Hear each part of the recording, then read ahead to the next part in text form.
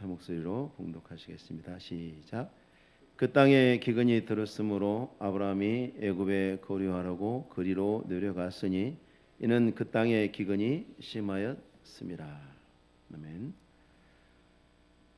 우리가 성경 읽으면서 믿음의 사람들 그리고 하나님의 구원의 역사의 발자취를 따라가다 보면 종종 오해하는 것 중에 하나가 시간관념. 성경은 연대기적으로 기록되어 있지 않습니다. 연대기적으로 기록된 부분들도 있긴 합니다만은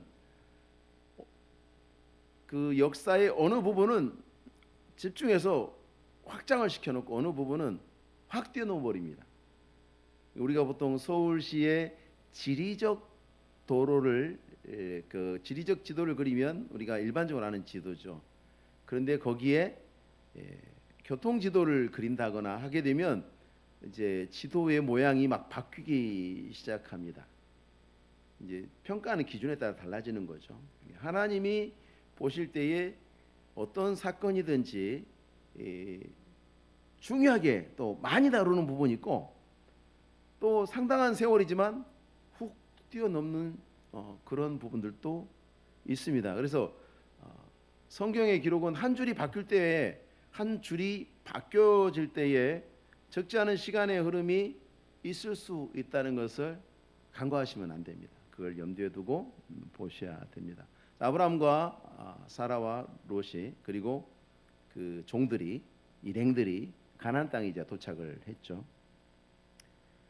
도착한 후에 하나님이 가나안 땅이 약속하신 땅이라는 것을 이제 확실하게 보여주시고 선언을 하셔요. 7절에 내가 이 땅을 네 자손에게 주리라 하신지라 자기에게 나타나신 여호와께 그가 그곳에서 제단을 쌓고 이 땅을 주겠다.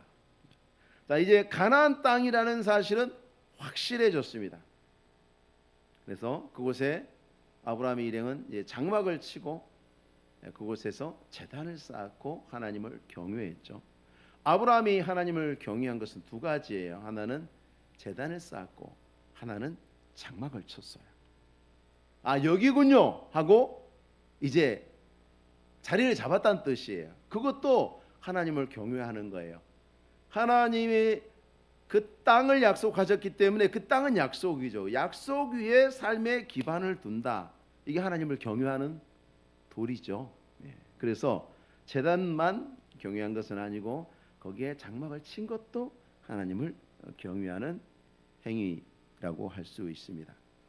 자, 이렇게 해서 가나안 땅에서의 정착 생활이 시작이 되었습니다. 정착 생활인데 정착 생활이 아닌 거죠.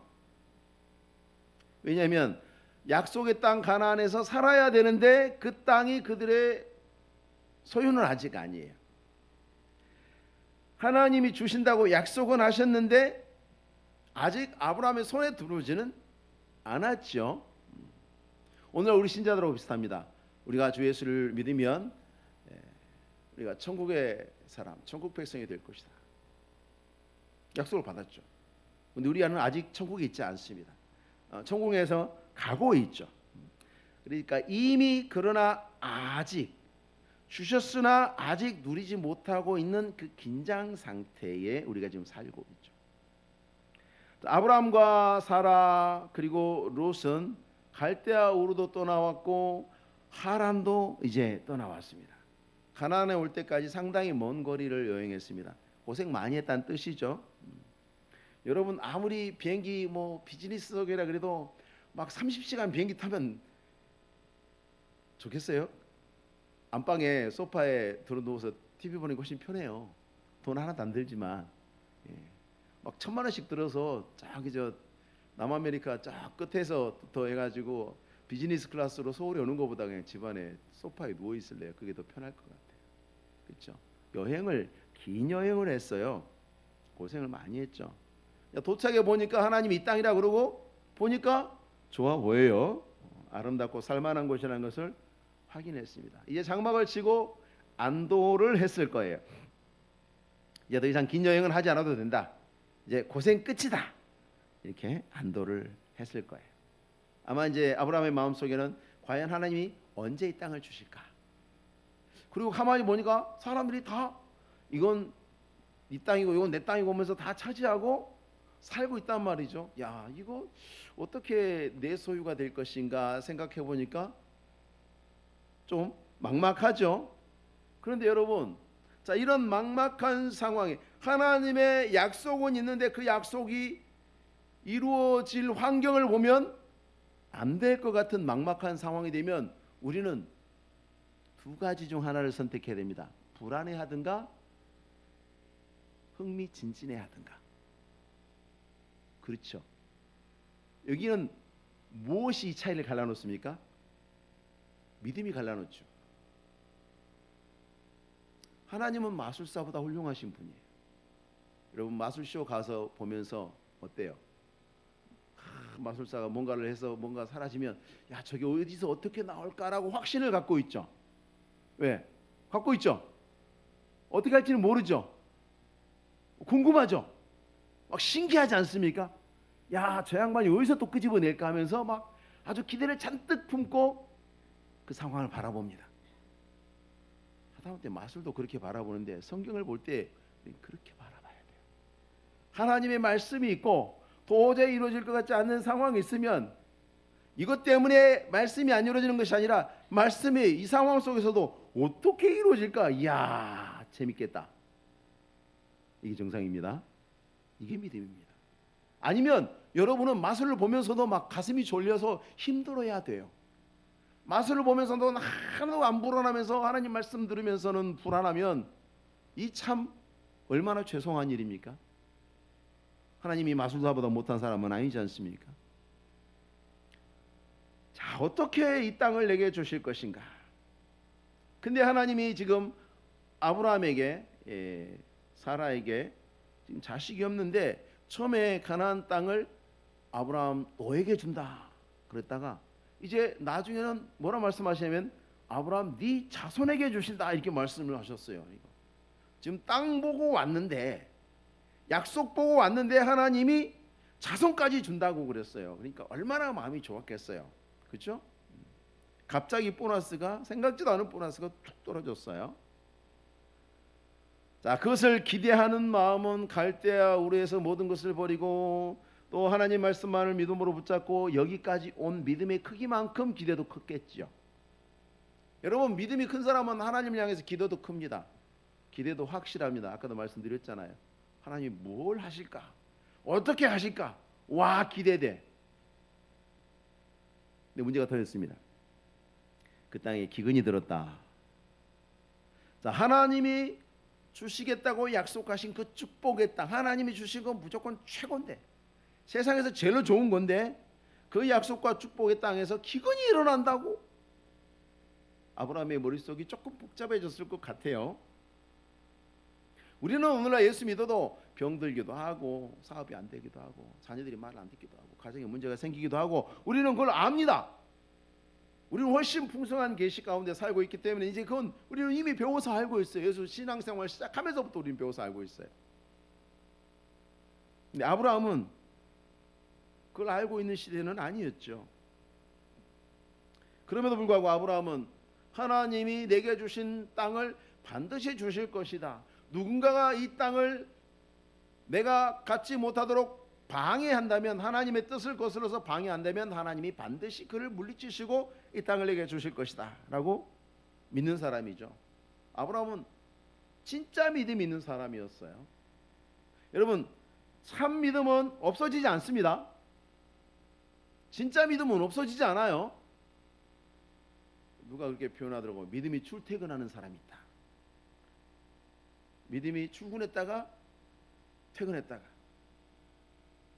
그런 느낌이 드는 거지 출퇴근하진 않아요. 믿음이 하나님이 주시는 구원이 없어졌다 생겼다 막 그러지는 않습니다.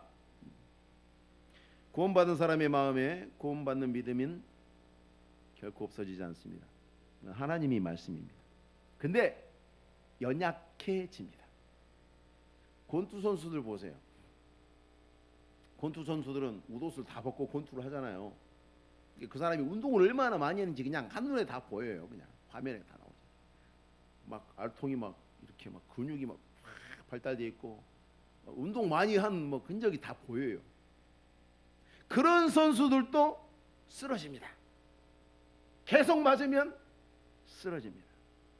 믿음의 사람들도요, 크고 작은 시련이나 유혹 앞에 믿음이 연약해지기 쉽습니다. 어떤 유혹이 큰 유혹이냐면 이 사람을 쓰러뜨린 유혹이 큰 유혹이에요. 여러분, 그래서 큰 유혹, 작은 유혹 할 때 뭐 막 죽는 거 이게 큰 유혹이라고 생각하지 마세요. 사탕 하나에 쓰러질 수도 있어요, 사람. 그럼 그 사탕이 큰 거예요. 믿음의 사람들도 유혹을 받으면서 시련을 당하면서 믿음이 연약해지기 쉬워요. 고린도서에 그래서 10장 10절에서 11절에 그들에게 일어난 이런 일은 본보기가 되고 또한 말세를 만난 우리를 깨우치기 위하여 기록되었느니라. 그런즉 선주를 생각하는 자는 넘어질까 조심해라 그랬어요. 넘어질까 조심만 하면 안 넘어집니까? 내가 안 넘어지고 조심해야지 그러면 안 넘어집니까? 넘어질까 조심하라는 얘기는 뭡니까? 은혜 받으란 얘기죠. 날마다 하나님 앞에 은혜를 받아서 강하게 해야 되는 거예요. 실컷 두들겨 맞다가도 땡 해갖고 1라운드 끝났습니다. 그러면 자기 코너로 돌아가서 쉬잖아요. 그러면 아나운서 뭐라 합니까? 뭐라 그래요? 공이 살렸네요. 그렇죠? 왜? 이 선수 실컷 두들겨 맞다가 가가지고 1분이라도 쉬니까 쉬는 동안 회복이 되잖아요. 우리가 신앙생활하면서 하나님 앞에 은혜 받아서 우리가 자꾸 회복돼야 되는 이유는 뭐냐면 우리는 살면서 계속 잡매를 맞고 있거든요. 잡매 중간에 큰 매를 맞고 있거든요. 시험도 당하고 유혹도 당하고 하고 있단 말이에요. 그러니까 은혜 받는 일을 그치면 언젠가는 넘어지게 돼 있어요. 언젠가는 내가 왜 이러지 않아서 픽 쓰러지는 거예요. 그래서 신앙생활 제대로 안 하고 열심히 안 하는 사람들은 결말이 뻔해요. 마지막에 쓰러져서 고생하는 그게 보이는 거예요. 안 쓰러질 수가 없어요. 신앙생활을 제대로 안 하는데 어떻게 안 쓰러지겠습니까? 자, 어떻게 연약해지는지 보여주고 있습니다. 자, 아브라함이 애굽에 거류하라고 글이 내려갔으니 이는 그 땅에 기근이 심하였습니다. 구약 시대에 애굽은 나일강이 흐르는 곳입니다. 나일강. 세계에서 가장 긴 강이죠. 나일강. 아프리카 대륙 그 중부에 1년 내내 비 오는 곳에서부터 강물이 흘러서 내려와요. 이집트는 다 사막인데 이집트 그 사막을 흐르는 나일강은 마르지 않아요. 1년 내내. 물의 양이 늘기도 하고 줄기도 합니다. 근데 안 말라요. 절대 안 마르는 강이에요. 아브라함이 떠나온 티그리스강, 유프라데스강하고 매우 비슷한 조건입니다. 환경이 비슷해요. 자, 하나님이 주시겠다고 하는 약속의 땅에는 물이 없어 기근이고 하나님이 약속하시지 않는 애굽 땅에는 물이 있어요. 자, 가나안에 있으면 하나님이 약속하신 땅 가나안에 계속 있으면 물 없는 기근으로 고통도 당해야 되고 많은 가축이 죽을 수도 있고 잘못하면 종들도 죽을 수 있고 이건 손해 볼 것이 불을 보듯 뻔해요. 물론 죽을지는 아직 모릅니다. 근데 죽을 수 있어요. 상식에 따라 생각하면 이대로 계속 가면은 죽을 것이다. 나는 큰 손해를 볼 것이다. 특별한 일이 없으면 그렇게 될 것이다. 중요한 건 여기서 특별한 일이에요. 특별한 일이 없으면 그렇게 될 것이다. 근데 문제는 뭐냐면 애굽으로 그런 물이 있는 애굽으로 가려면 가나안을 떠나야 되죠. 하나님이 약속하신 땅, 그래서 내가 장막을 쳤던 그 땅, 감사하면서 장막 치고 제단 쌓았던 그 땅을 떠나야 됩니다. 그렇지만 그곳에는 마르지 않는 물이 있습니다. 여러분, 이 애굽의 물도 누가 주신 거죠? 하나님이 주신 거죠. 애굽의 물도 하나님이 있게 하셨어요. 근데 이 애굽의 물과 가나안의 물은 차이가 있죠. 어떤 차이인가? 애굽의 물은 믿음이 없어도 누릴 수 있는 은혜를 상징해요. 세상 사람들도 하나님 은혜 받으면서 살고 있어요. 근데 그건 구원받지 못하는 은혜예요. 하나님이 해를 비춰주고 비를 내려주시고 곡식이 되게 하시고 그들로 살게 하셔요. 모든 사람이 똑같이 이 땅에 사는 날 동안에 살아갈 수 있도록 해주시지만 그것이 구원을 주지는 않아요. 그 은혜가. 애굽의 물도 마찬가지죠. 하나님이 주시는 물이지만 구원하지 못하는 은혜를 상징합니다. 가나안 땅에서의 삶은 하나님을 향한 믿음이 필요합니다. 가나안에서 살려면 믿음이 있어야 해요. 하나님이 너는 여기서 살아라 라고 말씀하셨기 때문에 거기서 살면 하나님이 책임지시겠거니 나를 돌보시겠거니 하는 믿음이 있어야 거기 사는 거예요. 그래서 신명기에 하나님이 가나안 땅과 애굽 땅에서 사는 방법이 다르다 그걸 이렇게 설명하고 있어요. 11장 10절 12절에 네가 들어가 차지하려는 땅은 네가 나온 애굽 땅과 같지 아니하니. 자, 거기에서는 여긴 애굽 땅 말하는 거예요. 너희가 파종한 후에 발로 물대기를 강에 있는 물을 퍼올리는 거예요. 물 퍼올리는 기계로 발로 물대기를 채소밭에 됨과 같이 하였거니와 너희가 건너가서 차지할 땅은 산과 골짜기가 있어서 하늘에서 내리는 비를 흡수하는 땅이요 내 하나님 여호와께서 돌보아 주시는 땅이라. 연초부터 연말까지 내 하나님 여호와의 눈이 항상 그 위에 있느니라. 사는 방법이 다르죠. 하늘에서 내려오는 물로 사는 땅인데 하나님이 돌봐주시는 땅인데 하늘에서 내려오는 물로 살지만 하나님이 돌보신다. 어떻게? 연초부터 연말까지 돌보신다. 그러면서 말로 한 거죠. 믿느냐? 믿느냐? 믿으면 여기서 살고 못 믿겠으면 애굽으로 가는 거죠. 하나님의 돌보심을 바라보아야 하는. 자, 아브라함은 이제 기근 중에도 나를 돌보시고 지켜주실 것을 믿는 믿음으로 기근을 버티든지 하나님이 나를 보살펴 주실 것이다 하고 버티든지 하나님의 약속에 여전히 괴롭고 힘들고 어려운데 버티든지 아니면 믿음이 없어도 얼마든지 누릴 수 있는 물을 찾아서 떠나든지 지금 둘 중 하나를 택해야 합니다. 여러분 지금 아브라함이 애굽으로 이사 가는 거 아니에요? 아주 영영 이사 가는 거 아니에요? 애굽에 눌러 앉을 생각이 없어요. 아브라함은. 그래서 참 믿음은 없어지지 않는다고 이야기하는 거예요. 약해진죠. 어떻게 약해지는지를 보시라고요. 이게 우리의 삶 속에 지금 일어나고 있는 일들이기 때문에 그래요. 거류하려고 갔다. 그래도 있어요. 거류하려고 갔다. 그 얘기 뭐냐면 기근이 끝날 때까지만 잠깐, 아주 잠깐 있을 생각이죠. 여러분 마귀의 시험은 우리를 반발짝 물러서게 합니다. 조금만 물러나라. 조금만 물러나죠. 조금만 물러나. 그게 뭐 어때? 우리는 믿음에서 반발짝 물러나면 제가 여러분 이 강대상에서 1km 뒤로 가면 굉장히 멀리 간 것 같죠? 그래서 반발짝만 물러나면 어떻습니까? 나 여전히 강대상 앞에 서 있잖아요. 그렇죠? 뭐가 문제예요?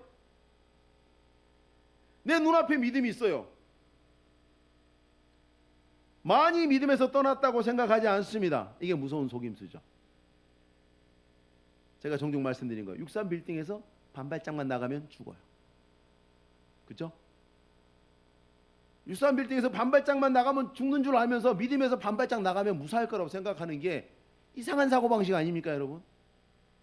63 빌딩 옥상에 발을 딛고 서 있는 거나 거기서 반발짝 나가는 거나 믿음 위에 발을 딛고 서 있는 거나 거기서 반발짝 나가는 거나 무슨 차이가 있죠? 불순종하고 죄 짓는 것은 똑같아요. 반발짝이나 만걸음이나 똑같은 거예요. 다 믿음을 떠난 거죠. 사울왕이 하나님 앞에 불순종했을 때 많이 불순종했습니까? 조금 불순종했죠. 근데 하나님은 그것을 조금 불순종이라고 말씀하지 않아요. 불순종이라고 그러지. 아브라함은 지금 사라와 롯과 그 무리의 사람들의 주인이었습니다. 오늘날이야 남편들 알기를 마당새 돌쇠로 하니까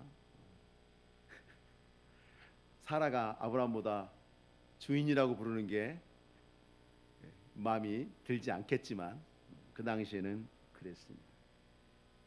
그리고 남편들을 마당쇠로 하시는 분들, 여러분들은 남편을 마당쇠로 하는 순간 여러분도 마님이 아니에요. 더 이상 마당쇠 부인이지, 그죠?